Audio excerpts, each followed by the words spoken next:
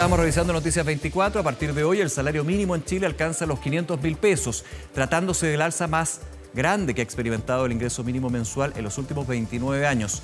Medida que va a beneficiar a más de 800.000 trabajadores y trabajadoras, y para lo que estaremos conversando a esta hora con el presidente de la CUT, David Acuña. David, gracias por acompañarnos. ¿Qué tal? Muchas gracias por la invitación.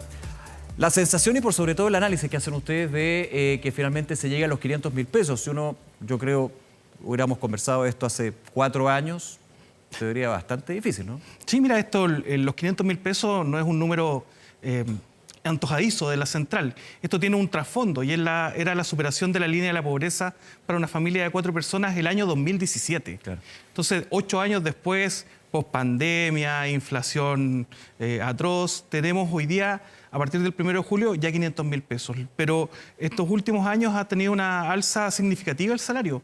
Y esto a través del diálogo social. Para nosotros creemos que hemos podido adelantar esta promesa o este compromiso también que hizo el gobierno al término de su mandato. Lo adelantamos 18 meses. Porque recordemos, David, también para un poco de historia, en los compromisos dentro de la campaña se hablaba del sueldo, salario mínimo de 500.000 pesos. Al término de, claro. O durante el gobierno yo no decía, bueno, desde el primer año al 4.º año con límite 4.º año. Digamos. Claro, nosotros logramos adelantarlo en la negociación del año 23, en el año 2023, ya 18 meses. Para nosotros es fundamental porque esta es una ayuda directa a los trabajadores y a sus familias. Recordar que los salarios habían estado estancados por muchos años y creemos que hoy día... La inflación subió. Claro, que entendemos que hoy día esta era una ayuda. El fortalecimiento del salario de los trabajadores, porque en Chile ocurre un fenómeno, que es lo que nosotros estamos planteando hoy día con la implementación también. Bueno, este año hemos tenido un nuevo acuerdo, no salarial, pero sí un acuerdo que tiene distintas materias.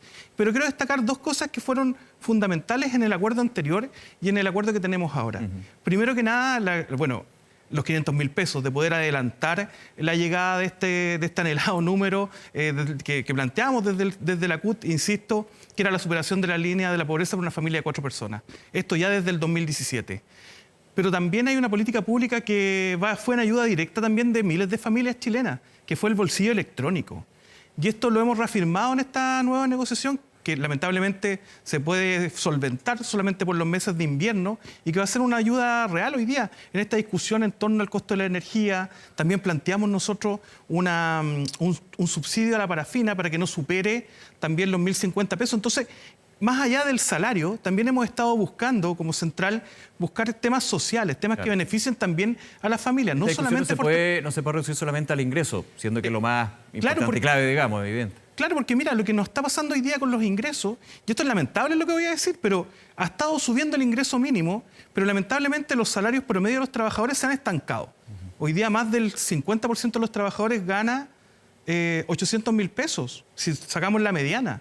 Pero el número que más se repite en las cifras del seguro de cesantía son 500.000 pesos, es el salario mínimo. O sea, hoy día hay más del 50% de los chilenos que trabajan, que tienen un empleo, que ganan el salario mínimo. Y eso es lamentable porque el mínimo hoy día no alcanza ni siquiera a superar la línea de la pobreza. Hoy día la línea de la pobreza para una familia de 4 personas es sobre 600.000 pesos.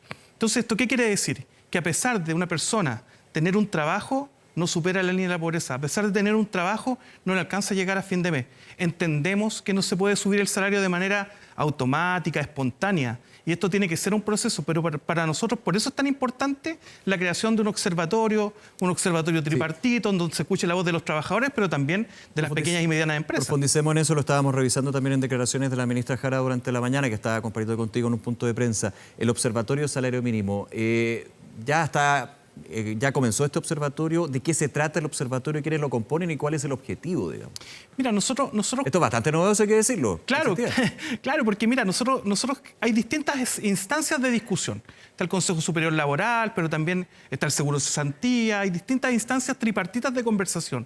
Pero lo que no tenemos es un espacio que hable netamente de salarios, del costo de la vida, de cuáles son hoy día también las necesidades que tienen incluso las empresas, y en conjunto con los trabajadores, cómo también las empresas se pueden ir desarrollando. Entonces, por eso hemos planteado este observatorio, que no solamente lo estamos pidiendo para los trabajadores, sino que estamos diciendo, bueno, esto tiene que ser tripartito, tiene que escucharse nuestra voz de los trabajadores, pero también la voz de los empresarios, de las pequeñas, de las medianas, de las pymes, que efectivamente podamos ver cuál es el desarrollo. cuáles son los componentes que hoy día afectan directamente el costo de la vida de los trabajadores y trabajadoras. ¿Cómo podemos combatir de manera eficaz hoy día también la informalidad?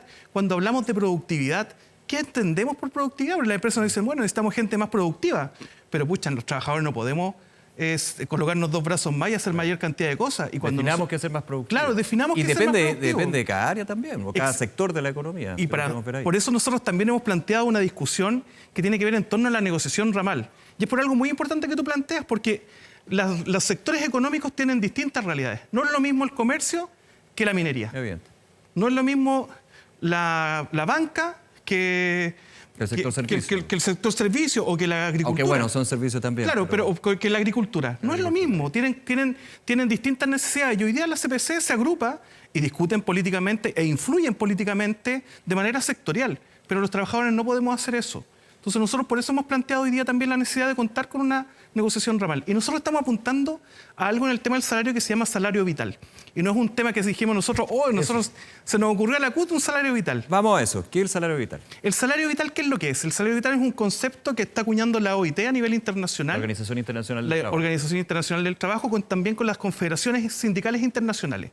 Nosotros, ¿por qué lo hemos recogido? Porque no solamente es hablar del salario mínimo, de los mínimos necesarios para alimentarse, sino que también tenemos que hablar de salud, también tenemos que hablar de educación, también tenemos que hablar de recreación. Hoy día el salario mínimo no está abordando esos puntos. El salario mínimo no está abordando esos puntos. Hoy día solamente se liga a las necesidades básicas de alimentación prácticamente y cubre necesidades muy concretas en torno a estos otros parámetros. Entonces nosotros pero si uno se enferma, ¿no te lo considera el salario mínimo dentro del análisis? Dentro del mismo marco. Hoy día, mira, si tú sacas la cuenta, hoy día vamos a tener 500.000 pesos, ¿no es cierto? Pero un trabajador que solamente tiene su salario igual al mínimo, no son 500.000 pesos, son 400.000 pesos líquidos. Si un trabajador que hoy día son cerca de 2 millones de trabajadores, que esto va a tener una caja de resonancia porque también aplica la gratificación, esto le va a sumar también en su gratificación y eso ahí recién van a llegar a un salario de cerca de 530, 540.000 pesos. Entonces, por eso es tan importante para nosotros el fortalecimiento del salario y que no solamente cubra esta necesidad básica de la alimentación. Hoy día un arriendo te sale más de 400.000 pesos para una familia. Entonces, yo sé que no esté, como se habla, de los guarismos, del número. Claro. Pero hay una cifra de salario vital y también considerando que con el paso de los años se ha hablado mucho del salario mínimo, las definiciones de salario mínimo. Y eso va cambiando porque también hemos visto cómo la vida y cómo vivir cambia también. Mira, el otro día sacaban un reportaje, estaba viendo no era un reportaje, sino que era un TikTok. Hoy día es muy famoso el TikTok. Estaba mirando un TikTok, entonces salían una encuesta que habían hecho de comprar cierta cantidad de alimentos hace 5 años. Y hoy día era un 50% más el costo de esos alimentos. O sea, se compra la mitad. Se compra la mitad. Entonces, efectivamente, el costo de la vida ha ido subiendo. Por eso nosotros decimos, mira, no solamente es la alimentación, sino que hay otros parámetros. Hoy día hay muchos trabajadores y trabajadoras que tienen 2 trabajos para poder subsistir. Entonces, eso nosotros decimos, más allá de un monto de un salario vital, nosotros podríamos decir, mira, sabéis que queremos un número espectacular. O sea, ya se habla por sobre 600.000 pesos. Claro, y es ahí donde nosotros planteamos, sobre 600.000 pesos, hoy día es la superación de la línea de la pobreza para una familia de 4 personas. O sea, nos demoramos 8 años en poder llegar a los 500.000 pesos. Nosotros, ¿qué es lo que estamos planteando? Que no pasen nuevamente 8 años, una pandemia, una inflación por las nubes, para poder llegar a 600.000 pesos. Nosotros planteamos generar una conversación, y una conversación seria, una conversación entre los actores. Por eso es tan importante el observatorio, por eso es tan importante para nosotros conversar de manera ramal. Yo sé que, mira... Antes se conversaba, perdona sí, la interrupción, pero te hago la pregunta ahí. Antes, y tratando de entender un poquito por qué se demora 8 años, digamos, llegar a este punto, ¿es porque no se conversaba entre todos los actores, porque no estaba esta mirada tripartita, empleado, empleador, Estado? Lo que pasa es que hay distintas instancias, pero lamentablemente cuando se pudo avanzar siempre se colocaron excusas. Mira, cuando nosotros hablamos del salario mínimo de 500.000 pesos, habían organizaciones de pymes que legítimamente defienden sus intereses. Porque les complica más. A la grande no le puede llegar a complicar, pero es distinto la situación de una MIPYME y una pyme. Claro, pero por eso nosotros decimos, pero ¿cuáles son sus necesidades? ¿Cuáles son las necesidades de las pymes? Pero conversemos con las pymes de verdad. Entonces nosotros decíamos, bueno, a ver, porque hoy día hay muchas muchas agrupaciones de Sí, pymes. está bien desperdigado. Claro, y que son pymes unipersonales. O sea, si tú hablas con, no sé, la SECH, son pymes unipersonales. O sea, si ellos no quieren ganar 500.000 pesos ellos, chuta, no sé cuántos querrán pagarse. A lo mejor el salario mínimo será distinto para ellos.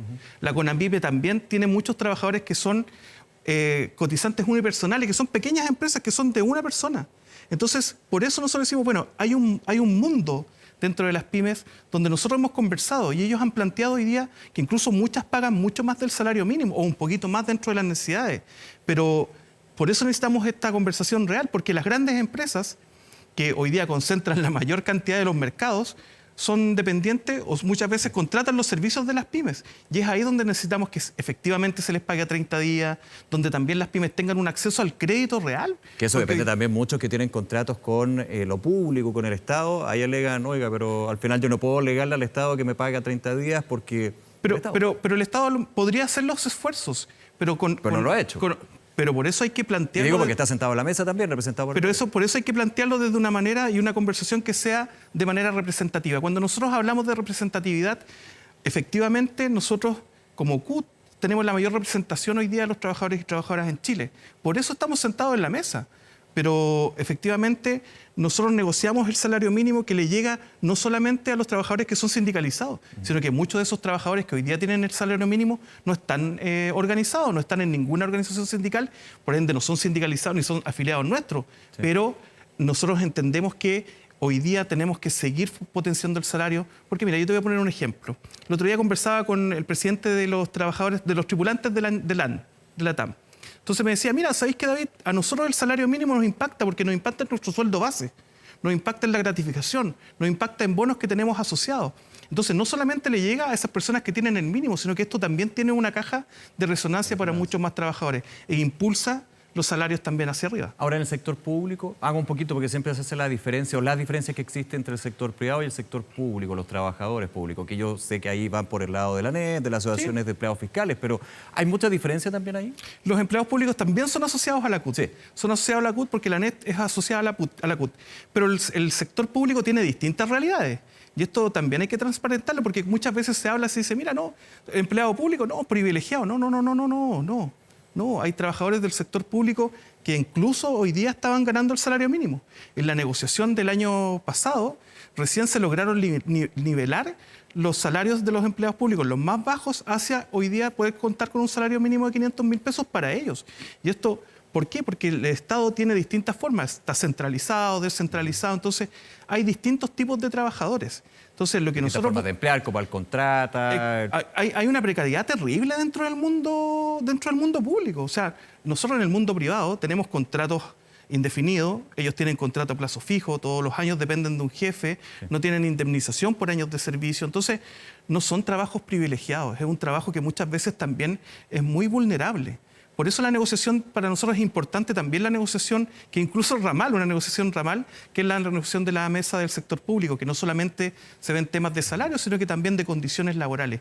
Y es por eso que nosotros estamos planteando no solamente fijarnos en el salario, que es muy importante para los trabajadores y trabajadoras, pero también hay condiciones sociales, condiciones laborales que también te tienen que ir impulsando. David, está muy relacionado pero lo que tiene que ver con la reforma previsional. De hecho, el propio presidente Gabriel Boric lo comentaba durante la mañana también la ministra Jara. Como CUT, ¿cuál es la visión que tienen con respecto a la reforma previsional? Se ha dicho la tercera es la vencida. Hay algunos que dicen, parece que vamos a ir a una cuarta. Mira, nosotros creemos que es muy lamentable lo que está pasando hoy día en el Parlamento. Creemos que hoy día hay una industria que uno podría pensar que no tiene rostro, pero tiene múltiples rostros, que es la industria de las AFP. ¿Por qué digo tiene múltiples rostros? Porque tiene distintas instancias que defienden mucho a las AFP. Los empresarios, muchos empresarios porque le entregan y tienen acceso a un crédito preferencial. Hoy día los parlamentarios, que muchos han sido directores o incluso también se han financiado en algún momento también por las administradoras de fondo, entonces, o después terminan sus periodos parlamentarios y terminan sentados en los directorios. Entonces, tiene múltiples rostros la AFP, pero no tiene un rostro social.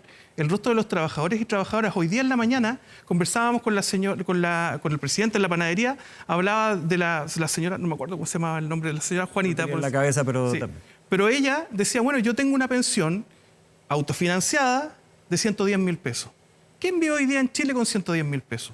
Entonces, cuando nosotros hablamos de solidaridad, hablamos de poder contar con ese 6% a un pilar que mejore las pensiones, estamos hablando de la señora Juanita. Ya. ¿Y las AFP tienen secuestrada a Chile? Las AFP dicen, bueno... Como dice la ministra Jara, por eso lo mencioné. ¿Perdón? La ministra Jara dijo, hay un sector que tiene secuestrado a Chile y hacía alusión a la AFP. Mira, porque eso es lamentable, porque hoy día los empleadores no están tan disconformes en pagar una cotización adicional. Va a ser gradual, desde un 0,5, esto no se va a implementar No va a ser de un día para otro, al igual que el salario mínimo.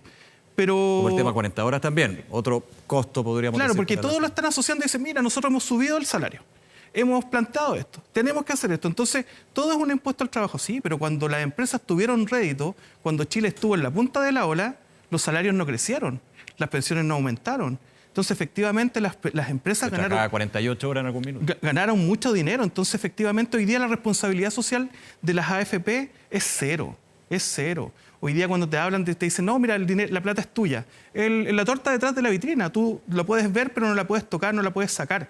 Entonces, efectivamente, cuando fue el tema de los retiros, que fue una política que lamentablemente generó lo que generó en la economía. Un efecto inflacionario. Un efecto inflacionario. Se avisó desde el primer retiro. Pero la gente necesitaba comer. Sí, no. Sí, eso... Entonces, el problema es que se hizo el debate entre... voy a tomar en otro tema, en las tarifas eléctricas, por ejemplo, el presidente dice, las deudas va a salir más cara después. Sí, pero las tarifas eléctricas podríamos entrar a otro debate. No, por eso, pero como ejemplo, porque ahí tenemos que tener otra entrevista, es para largo, pero recuerdo esa frase, la deuda, si la pagamos después, va a ser más deuda. Claro, porque nosotros... Los retiros fue, bueno, la inflación va a ser más, pero al final los que pagamos el costo de los retiros fuimos nosotros mismos, los trabajadores y trabajadoras, ¿por qué? ¿Dónde bajaron las...? O sea, yo trabajo desde los 17 años, tenía, no sé, 20 millones. Después del primer retiro que saqué 1,5 millones, ya bajó casi a 15. Entonces, los que pagamos los costos de los retiros fuimos nosotros mismos con nuestros mismos ahorros. Entonces, siempre el pato, por decirlo de una manera, lo terminamos pagando los trabajadores y trabajadoras. En pandemia, ¿quiénes se llenaron de plata? Muchas empresas se llenaron de plata. Y el costo final, con la inflación, fue para los trabajadores y trabajadoras. Fue una necesidad, pero hoy día la necesidad es mejorar las pensiones. Y es por eso nosotros decimos, bueno, la responsabilidad que hoy día tienen las AFP, tienen que asumirla. Y lamentablemente pero esto es una responsabilidad de la AFP porque uno pensaría que... Porque me voy a poner un poquito más... no quiero hacer una caricatura, pero entendiendo un poco eso, en la discusión, es que ya ha sido una discusión de 3 proyectos, que las AFP... no voy a decir esa palabra. Ya, da lo mismo. Los monigotes de la AFP son aquellos quienes votan en contra de la reforma previsional. No, mira, yo creo que cada uno tiene sus intereses particulares. Yo más allá de calificar a algunas personas, yo creo que cada uno tiene sus intereses particulares. Nosotros creemos que Chile debiera tener mejores pensiones. Nosotros creemos que Chile debiera tener un sistema que es mixto, que tuviera el aporte no solamente del trabajador, sino que del empleador y también del Estado. Nosotros creemos que el proyecto del gobierno que planteó el gobierno era un buen proyecto, un proyecto que nos permitía también, al separar la industria, poder también iniciar el término de la AFP, un proyecto que nos permitía realmente elegir, porque cuando las AFP hoy día hacen publicidad con nuestra plata, con nuestros ahorros, efectivamente nos dicen nosotros, usted tengo derecho a elegir. Yo hoy día no tengo derecho a elegir, a pesar de estar en un mercado donde me dicen que sí tengo derecho a elegir. No tengo derecho a elegir. El sistema. Porque no tengo tampoco un ente público, como podría ser en salud FONASA, donde puedo elegir hoy día cambiarme tanto a un ente privado como a un ente público. No tengo un derecho a elegir. Cuando dicen los ahorros son tuyos, perfecto, son tuyos, pero cuando terminas y ahí te dan las opciones, que por lo general son... En los retiros se demostró que eran de uno. No son beneficiosos, sí, pero... Una cosa excepcional. Es una cosa excepcional. Sí. Entonces, cuando hablamos de la excepcionalidad, tuvimos que llegar a los retiros y se generó lo que se generó con el costo que tuvimos que pagar todos los chilenos. Ese costo lo pagamos todos los chilenos. Y eso es lamentable. Seguimos pagando el costo nosotros. Y es por eso que nosotros decimos hoy día que la solidaridad es fundamental.